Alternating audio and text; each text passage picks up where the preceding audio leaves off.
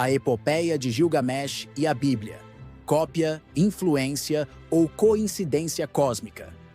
A questão de se a Bíblia copiou a Epopeia de Gilgamesh é uma que intriga estudiosos, teólogos e leigos há décadas, especialmente desde a redescoberta e tradução das tabuinhas cuneiformes mesopotâmicas no século XIX. A resposta, como muitas vezes acontece em questões de influências textuais antigas, não é um simples sim ou não, mas reside em um espectro de possibilidades que inclui empréstimo cultural, adaptação, reinterpretação e a existência de um reservatório comum de narrativas no Antigo Oriente Próximo. Afirmar uma cópia direta pode ser uma simplificação excessiva, mas negar qualquer conexão seria ignorar paralelos impressionantes, particularmente na história do dilúvio. A Epopeia de Gilgamesh, um legado ancestral. Antes de mergulhar nas comparações, é crucial entender a magnitude e antiguidade da Epopeia de Gilgamesh. Originária da Mesopotâmia, atual Iraque, suas primeiras versões sumérias datam de cerca de 2100 a.C., com a versão babilônica padrão, mais completa, compilada por volta do século 13 d.C. a.D. Embora as tabuinhas mais famosas, da biblioteca de Assurbanipal, sejam do século 17 a.C. Isso a torna significativamente mais antiga que a compilação final dos textos bíblicos do Gênesis. A Epopeia narra as aventuras de Gilgamesh, rei de Uruk, um semideus de força extraordinária, inicialmente tirânico.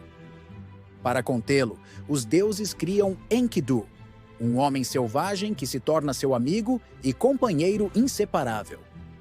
A morte de Enkidu mergulha Gilgamesh em profunda angústia e o lança numa busca desesperada pela imortalidade.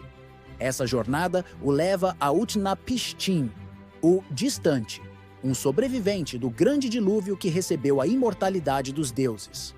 É aqui que encontramos o paralelo mais notável com a Bíblia. O dilúvio, um eco, através dos milênios. A narrativa do dilúvio contada por Utnapishtim a Gilgamesh, na tabuinha Chauns, guarda semelhanças impressionantes com a história de Noé em Gênesis 6:9. 1. Advertência divina. Em Gilgamesh, o deus Ea, Enki, adverte secretamente Utnapishtim sobre a decisão dos deuses, liderados por Enlil, de destruir a humanidade com um dilúvio, instruindo-o a construir um barco. Em Gênesis, Deus, Yahvé, informa Noé de seu plano devido à corrupção humana e o instrui a construir uma arca. 2. Construção da embarcação. Ambos recebem especificações para a construção da embarcação, incluindo o uso de piche para impermeabilização. A forma da arca de Utnapishtim é um cubo, enquanto a de Noé é retangular. 3. Embarque. Utnapishtim embarca sua família, seus tesouros, artesãos e animais do campo. Noé embarca sua família e pares de todos os seres vivos. 4. A catástrofe. Ambas as narrativas descrevem uma tempestade torrencial que cobre toda a terra, aniquilando a vida. 5. Repouso da embarcação. A arca de Utnapishtim pousa no monte Nizir ou Nimush. A arca de Noé repousa sobre os montes de Ararat. 6. Envio de pássaros.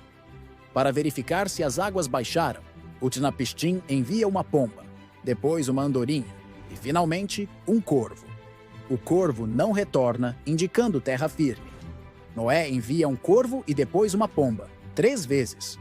A pomba retorna com um ramo de oliveira na segunda vez e não retorna na terceira. 7. Sacrifício. Pós-dilúvio. Após desembarcar, tanto Utnapishtim quanto Noé oferecem sacrifícios. Em Gilgamesh, os deuses reuniram-se como moscas sobre o sacrifício. Em Gênesis, Deus sente o aroma agradável e promete nunca mais destruir a terra por um dilúvio. 8. Bênção. Imortalidade. Utnapishtim e sua esposa são abençoados com a imortalidade por Enlil. Noé e sua família são abençoados por Deus para serem férteis e se multiplicarem. Estas semelhanças são demasiado específicas e numerosas para serem mera coincidência. A maioria dos estudiosos concorda que a narrativa bíblica do dilúvio é de alguma forma dependente de tradições mesopotâmicas mais antigas, como a encontrada em Gilgamesh ou no épico de Atrahasis, que também contém uma história de dilúvio semelhante e ainda mais antiga. Pessoal, pausa rápida. Se você está gostando do vídeo, deixe seu like e se inscreva para ajudar a garantir que o canal continue a criar vídeos como este. Outros possíveis ecos e influências. Além do dilúvio, alguns estudiosos apontam para outros temas e motivos que podem ter ecos entre as duas obras. Criação do homem e o homem selvagem. Enkidu é criado do barro pela deusa Aruru. É selvagem e vive com os animais até ser civilizado pela cortesã Shamhat. Adão é formado do pó da terra por Deus e vive em inocência no Jardim do Éden. A introdução da sexualidade e do conhecimento para Enkidu, pela sabedoria e contato humano, para Adão e Eva, pelo fruto proibido, marca uma transição. A serpente e a perda da imortalidade, inocência. No final de sua jornada, Gilgamesh obtém uma planta que rejuvenesce, mas uma serpente a rouba enquanto ele se banha. Na Bíblia, a serpente induz Adão e Eva a desobedecerem a Deus, resultando na perda da inocência, do paraíso e, implicitamente, da vida eterna fácil. O jardim paradisíaco. Alguns veem paralelos entre o jardim da estalajadeira, Siduri, com suas árvores de pedras preciosas, e o jardim do Éden. Busca por sabedoria e significado. A jornada de Gilgamesh é, em última análise, uma busca por sentido diante da mortalidade. Livros bíblicos de sabedoria, como Eclesiastes, exploram temas semelhantes sobre a transitoriedade da vida e a busca por significado. Da cópia à reinterpretação teológica. Se aceitarmos a influência, a questão crucial torna-se: qual a natureza dessa influência? Os autores bíblicos não teriam simplesmente copiado e colado o material. Em vez disso, teriam interagido com essas narrativas amplamente difundidas no Antigo Oriente Próximo e as reinterpretado dentro de sua própria estrutura teológica monoteísta. As diferenças são tão significativas quanto as semelhanças. Mount, monoteísmo versus politeísmo. A diferença mais fundamental. A Bíblia apresenta um Deus único, soberano e moralmente justo. Gilgamesh opera em um panteão de deuses com características humanas, caprichos e conflitos internos. O dilúvio em Gilgamesh ocorre porque os deuses se irritaram com o barulho dos humanos. Em Gênesis, é um julgamento divino contra a pecaminosidade humana, com um foco na justiça e na aliança. Natureza do herói. Noé é um homem justo e obediente. Utnapishtim é escolhido mais por acaso ou por favoritismo de um deus específico, Ea. Propósito da narrativa. A história do dilúvio em Gilgamesh serve, em parte, para explicar a imortalidade de Utnapishtim e destacar a inevitabilidade da morte para Gilgamesh. Em Gênesis, ela enfatiza a soberania de Deus, seu julgamento sobre o pecado, sua graça em preservar um remanescente e o estabelecimento de uma aliança, o arco-íris. O contexto do empréstimo cultural. O Antigo Oriente Próximo era um caldeirão de culturas interconectadas. Mitos, lendas e motivos literários viajavam através de rotas comerciais, conquistas e intercâmbios culturais. O povo de Israel, especialmente durante e após o exílio babilônico, século VI a.C., teria tido contato direto com a cultura e literatura mesopotâmica, onde a epopeia de Gilgamesh era bem conhecida.